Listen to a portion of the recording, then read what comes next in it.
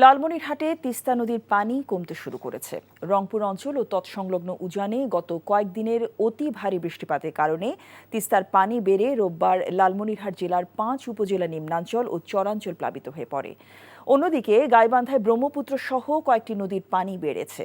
লালমনিরহাট থেকে হায়দার আলী বাবু এবং গাইবান্ধা থেকে কৃষ্ণ কুমার চাকির পাঠানো তথ্য ছবিতে দেখুন ডেস্ক রিপোর্ট।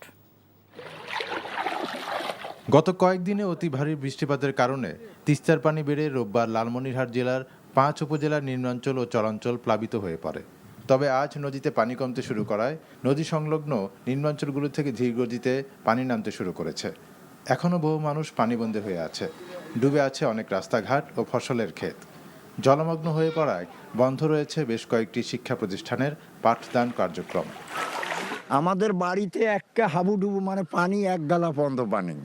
গোবর্ধন চর একেবারে ভাসি গেছে, যায় দেখেন সামনে। আবাদ সাবাদের ক্ষতি আছে, ধান ডুবে গেছে, রোয়া গাছি তেন্দুন মারি খেত একদম ডুবে গেছে। সরকারি হিসাবে লালমনিরহাটের 5 উপজেলার 40,000 মানুষ পানিবন্দী হয়ে পড়েছে। আপাতত ভারী বৃষ্টিপাত বা নদীর পানি বৃদ্ধির আশঙ্কা নেই বলে জানিয়েছে পানি উন্নয়ন বোর্ড। অপরদিকে ত্রাণ কার্যক্রম শুরু হয়েছে বলে জানিয়েছে জেলা প্রশাসন।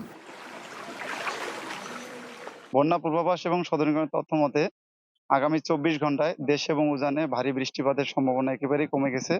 সেক্ষেত্রে আমরা বলতে পারি সামনে আর পানি বাড়ার কোনো সম্ভাবনা নেই। প্রতি ফ্যামিলিতে 4 জন করে হলো মানুষ হিসেবে আমরা প্রায় 40,000 মানুষ এফেক্টেড হয়েছে।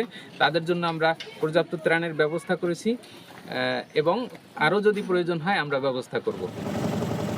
অন্যদিকে গাইবান্ধায় ব্রহ্মপুত্র, যমুনা, ঘাঘট, করতোয়া সহ সবগুলো নদীর পানি বৃদ্ধি অব্যাহত থাকলেও সামান্য কমেছে তিস্তার পানি। নদী তীরবর্তী অঞ্চলের আমন ধান ও সবজি ক্ষেত পানিতে তলিয়ে গেছে। এছাড়াও নদী তীরবর্তী এলাকার রাস্তাঘাট ডুবে যাওয়ায় বেড়েছে জনদুর্ভোগ। আহমেদ শরীফ, এনটিভি নিউজ ডেস্ক।